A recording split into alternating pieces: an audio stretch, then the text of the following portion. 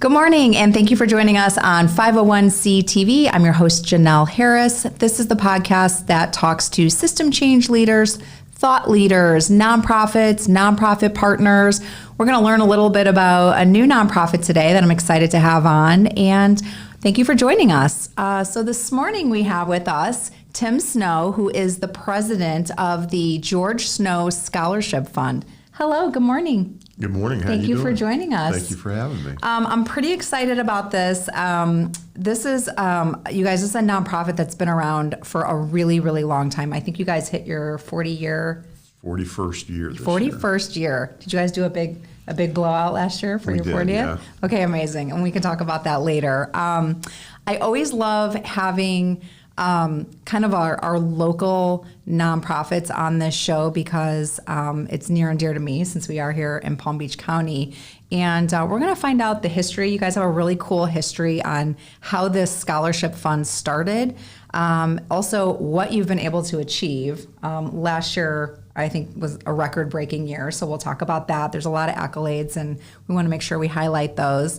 And also some of the events that you do, and maybe if there's any opportunity for anyone that's watching or listening to be involved in some way, we also want to do that. So Good. Again, thank you for joining me, and let's take it away. Tell me a little bit maybe about the history. Where did the George Snow Scholarship Fund come from? How did it get started? Yeah, thanks so much. So we started in 1982 as a result of my dad passing away in a helicopter accident. Gotcha. Sorry about that. And so while he was alive, he was always trying to help young people that were trying to help themselves. Mm-hmm. And so it was in that spirit that we wanted to memorialize him, and we felt like a scholarship fund would be a great way to do that. He started his career in South Florida as a high school math teacher. I read that online, which is really cool. And so again, while he was alive, he was, very quietly behind the scenes helping young people to get their educations and many other things that he did that we didn't even know about until after he passed away in some cases. Interesting. So he passed away in 1980. We started this. We got our letter of designation from the IRS in 1982. Okay. And started giving scholarships out right away and raising money for that purpose. Okay. I think the first year we gave out $4,000 in scholarships. Awesome. And as you can see, we've grown a little bit since then. Slightly, and we'll get to that later. It's pretty remarkable. But it's been a great journey, and what really started off as a memorial to my dad is really developed into, I think, a community asset, and it's something that the young people of our county look towards us for support and for help going to college. Yep. And we're fortunate to be able to do that. And it's really cool. You guys have an awesome website, and we'll put the website up at the end. So check it out. There's a ton of information there, not only on the history of it. I love that your dad was a math teacher, which I think at the what is now Atlantic High School. Is that correct? You're right. It was Seacrest High School at the time. Okay, and Delray. Right. And then that changed to Atlantic. Okay, amazing. I have a son in 7th grade who has the math brain in the family. That was not me. Definitely not his dad. So I don't know where that comes from, but I always have a special place in my heart for anyone that can do math and do it well. So it's really cool. That's a gift for him. For sure. Okay, so with that being said, and also we'll get into it a little bit too. I think it's pretty cool also that you're not just a scholarship fund, right? So there is, and we'll get into this a little bit later too, but there are some things after the fact also, right, that you help out your scholars with, some different kind of unique things, which I think is pretty cool. So maybe you can get in and tell us, that first year that you guys did the scholarship, so let's go back to 1982, where did that money come from? Was this just all private donations or? Definitely private donations. Okay. We were originally formed as a private foundation, but the truth is we've always been a public charity. Yeah. All of our money, every penny that we've ever given away has been raised in the community. Okay. So we started off, it was really friends of my father and our family that contributed towards it. I think a lot of people think that my dad left, when he passed away, he left a lot of money to this cause. and that's not the case at all. Again, all of the money has come from the community. And I want to talk about that because I think that's really important, because like you said, sometimes somebody passes on and they gift a big amount of money somewhere to some fund or a particular school, et cetera. So I think it's pretty cool to note that this has grown really organically over time and in such a big way. So just to throw some numbers out there, right? So last year alone, you guys had over 14,000 applications. You guys awarded 310 scholarships for a total of over $4.4 million. I mean, that is like a huge number. That is massive numbers. So something I'm sure you guys are super proud of. What do you think attributes to that, and how did you guys grow? So if I'm, maybe I'm a scholarship fund and I'm just starting out, what would I do to get to that level? What do you think? What are some things that have made you guys so successful? Well, I think we're different in the sense that we're not just writing the check to the student, but we supply a support system to our kids. We found that over the years, as we would give out the money, we would just recognize different things that our kids would need. One example of that is we found that 2/3 of the students that we were helping didn't even have a computer to take to college. Right. So we started buying computers for them, or at least offering that to them. And so we've developed this what we call our support services, which is over a dozen different programs that we have for our scholars. And they're all designed to sort of enhance their college experience or increase their chances of graduation. Right, which I think is so important, because it's easy to just give somebody money to go, but if you go and you don't have the tools to be successful from the start, that's a problem, Well, and again, a lot of our scholars, they're the first in their family to attend college, so their parents can't necessarily advise them on some of the, unique things that they're going to encounter. So we created a high school to college transition program for our scholars. And again, it's a whole host of services that are available to each one of our students. So yeah, and in looking in all the information that I was reading about you guys, I think that that's really what sets you apart. Because again, there's a lot of different scholarships out there that kids can look at, but I think you guys are kind of you're like a full circle wraparound of services, if you will, for each of your scholars, and I think that's really cool and something that's really unique that I really haven't seen a whole lot of. So it's pretty interesting. Yeah, it works. I mean, we've got a almost 90% graduation rate, where that number would be much lower, I believe, if we didn't have those support systems. Totally agree. So let's talk a little bit about criteria. So if I'm a student, I need, I'm looking at the George Snow Scholarship Fund. What are some of the criteria that you guys are looking at in your applicants? Well, financial need is the primary criteria. And then once we establish that there is a need there, then we're looking for young people who are pretty clear in what their educational career goals are. Okay. Looking for, again, young people that are trying to help themselves and others.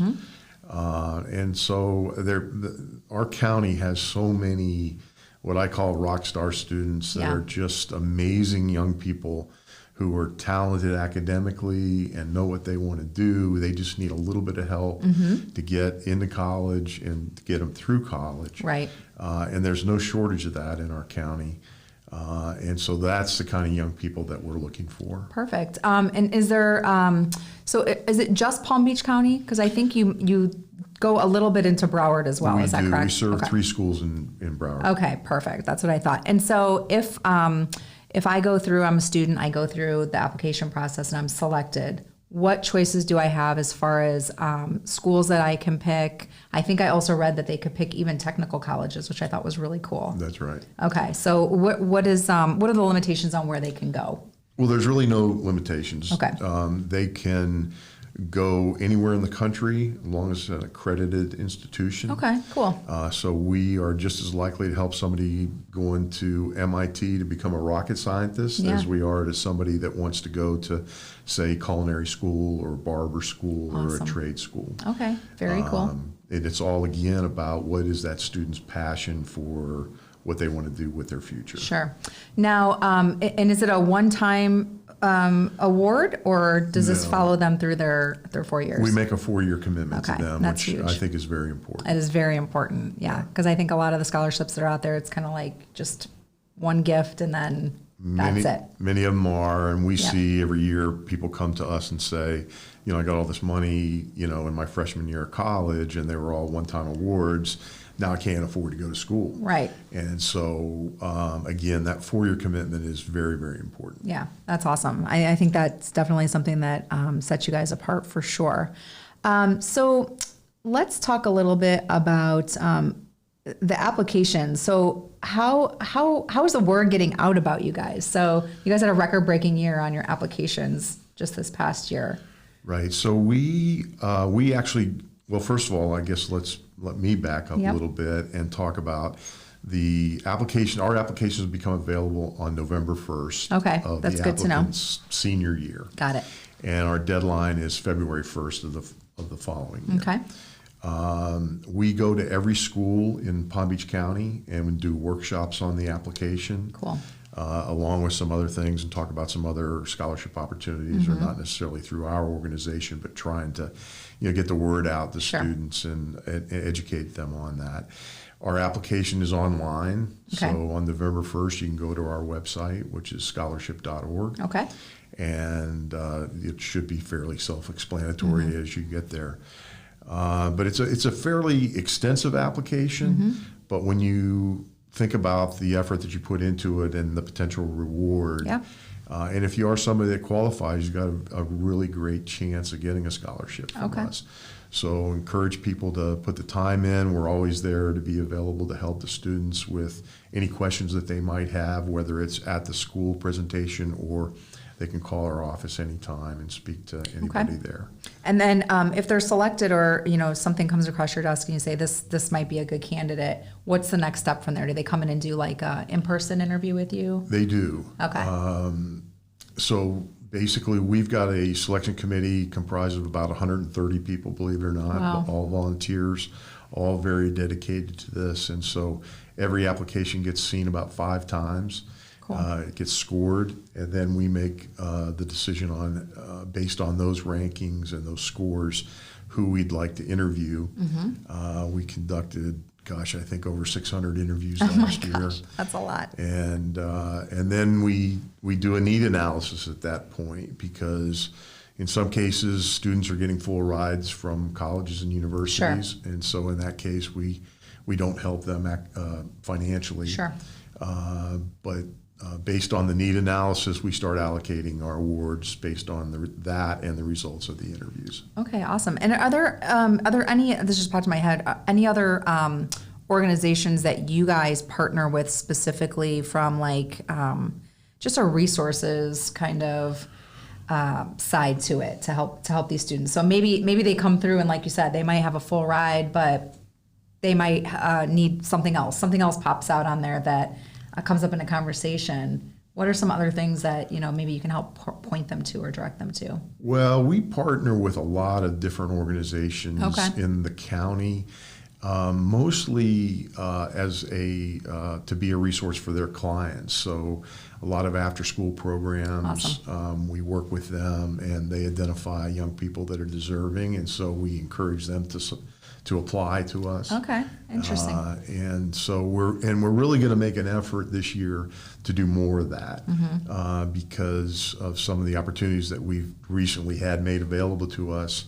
It suits that clientele very nicely. Cool. And so we're looking forward to expanding those kind of partnerships. Okay, awesome. And then from a funding aspect, originally back in 82, 83, it was a lot of friends and family kind of, kicking in and doing this for the cause. Where are you going to now? I'm sure you probably have like community corporations and things like that are probably coming to you and donating towards this, I would assume. Well, we're really fortunate. Again, it's this community asset, a community of people that all believe that education is a game changer. And so we are blessed that we have great support in the community from individuals, corporations, private foundations, service organizations, and we get our funding from just about any method that you can think of, really. Cool. Okay, good. So we're always looking for more of that, obviously, as most all nonprofits are. But yeah, we've got a great infrastructure in place to do what we do and allow people to come in. And I had lunch with a donor the other day, and he says, "You guys just make it so easy on us because I've always wanted to do a scholarship, but I can't do what you guys do." Right. But you've got that system. Absolutely. And now I can just donate a sum of money that I know is going to go towards a scholarship. Correct. That meets his criteria. And we find, with as many applications that we get every year, we find those students for the donors. You know what? I think that's a really interesting point that you make, Tim, that, not everyone needs to go out and necessarily, and this can go across like really any nonprofit, is that sometimes it's better to partner up with the people that have all the systems in place and been there, you've been around for 40 plus years. Instead of, me just saying, I want to start my own scholarship fund. Right. Sometimes it's better to just partner up and, Well, I would agree with that. Yeah, which is really cool. And I'm glad you said that because I think, a lot of times people, they see things like this and they listen and they say, well, I want to do that. I want to do that because it's the right thing to do. And I'm passionate about education and whatever it is. But I think also that it's important to note that you don't have to do that. Could just partner up and join forces and then create a bigger number. Well, scholarships are very complex. Yeah. There's so much that goes into it, dealing with the universities, making sure your funding and our donors' funding gets used appropriately. Right. So there's a lot to it, and our staff spends a lot of time, making sure that we're doing it right. Properly. Just the management of all that. I mean, that's, again, like you said, it's...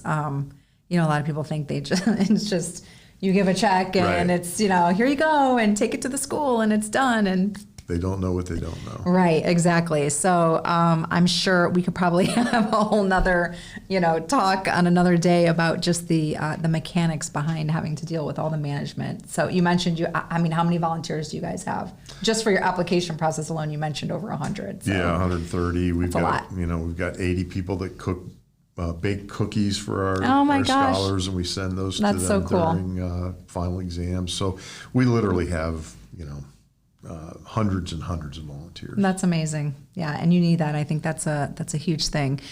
Before we get into the fun stuff of how we can, help out and attend some of your events, I definitely want to know, tell me a little bit about some of your success stories. So some of your actual recipients of these awards. I always like to hear these stories. What are some of your favorite kind of stories that stand out to you about people that have gone through the process and gotten a scholarship, and where are they now?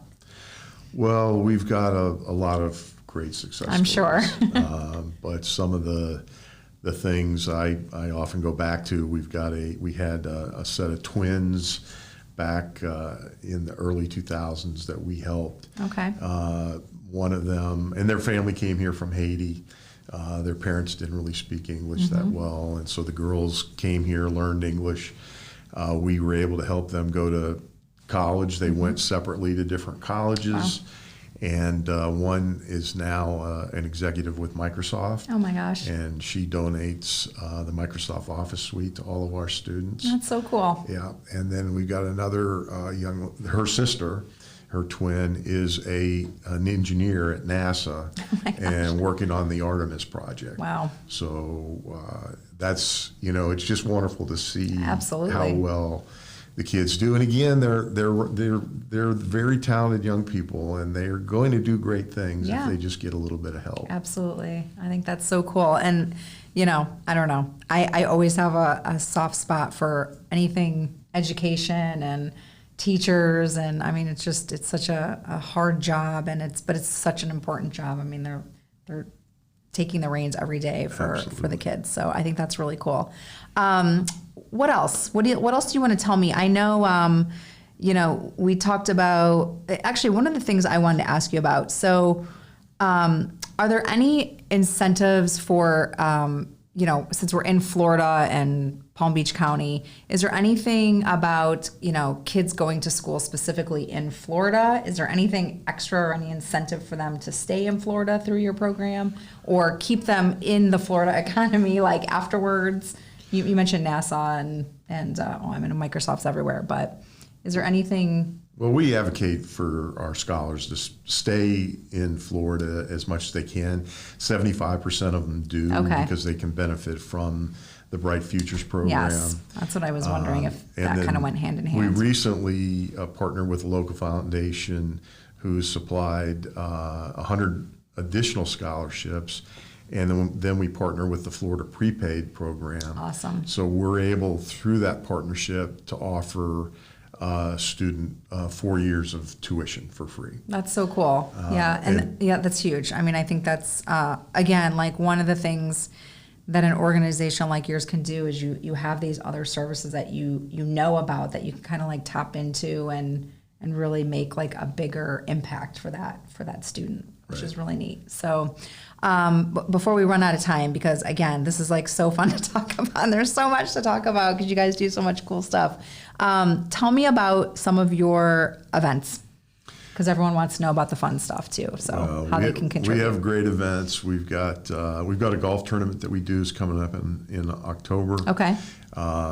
We do something called the Cowboy Ball, which is we've been doing for a long time. I was going to say I've heard about the Cowboy Ball. Yeah. So tell us a little bit about that one. Well, it's just a fun night. Yeah. It's a Western themed night. Obviously, we do it out at Boca West now. And they do a great job for us. But it's a casual, fun event that the whole town comes to, it seems like. Yeah. And so that's a fun one. Awesome. And then our next event coming up on September 23rd is called Ballroom Battle. Okay. And so what we do is we partner with the Fred Astaire Dance Studio. Oh my gosh, that's so fun. Yeah. And we get 8 recognizable people in the community. Fred Astaire teaches them a dance routine, and then we go to the Boca Raton and have a great fun-filled night with over 800 people in a ballroom watching these great community leaders perform their routine and raise money for our organization. It's like the show, what's the show? Dancing with the Stars. Yeah, that's totally what it reminds me of. That's amazing. Yeah. How can people? I mean, I know people can go on your website and donate if they want to donate monetarily. Can they also go there if they want to volunteer their time? They can. Okay. I think it's interesting that everybody has a way that they can contribute. Sure. And some people have the financial resources to underwrite a scholarship, and that's a wonderful thing. Yep. Others, as I mentioned, maybe they just want to bake cookies for the care packages that we send out. So there's a whole array of things and activities that people can volunteer for. They can volunteer for one of our fundraising events. They can volunteer to sit on our selection committee if that's something that's of interest to them. That's a lot of work, but it's a great eye-opening experience and very rewarding experience. Okay, cool. And is there anything, because I know we're running out of time, which makes me sad, but is there anything that we didn't talk about today that you really want people to know about the George Snow Scholarship Fund? Well, I'll try to make this quick. No, you got time. We got 10 minutes. You're good. We've been doing this for 41 years now, and we know we're really good at getting kids graduated from college. But we started thinking about it, and we realized that just getting them out of college is a great thing, but we really want to bring them back to Palm Beach County, get them a great job here in Palm Beach County, and let them start being productive members of our community. So this year we launched a career development program. Okay. And so we've developed a whole curriculum and a website called Snow Success that will teach our scholars things like how to write a resume, business etiquette, interview skills, how to leverage LinkedIn, just all these things that they should be knowing, and then matching them with internships within Palm Beach County with quality organizations, paid internships that later result in offers of employment. And we've had some great success with that so far. That's awesome. And we feel like that's sort of the icing on the cake for us, that we can identify these young people, we get them through college, and then we bring them back here to Palm Beach County so that they can live and and contribute to the community. Yeah, and I think that's so important. It goes back to what we were saying earlier about how you guys are kind of like this full circle, set of services, if you will, and it really brings it all back around. And I also think it's really cool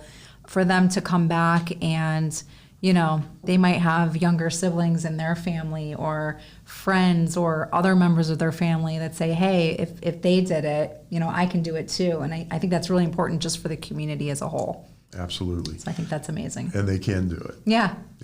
Well, with your help for sure. So I'm super impressed. I'm excited to keep an eye on you guys and see what the next year brings. And I'm sure you'll blow these numbers out again. It just seems like you're on a great path here. And thank you so much for joining me today. Well, thank you for allowing me to tell our story. Perfect. Thank you again. And thank you to Kana House Studios, Wellington's first and only social content creation studio. And we'll see you next time on the next edition of 501c TV. Thank you.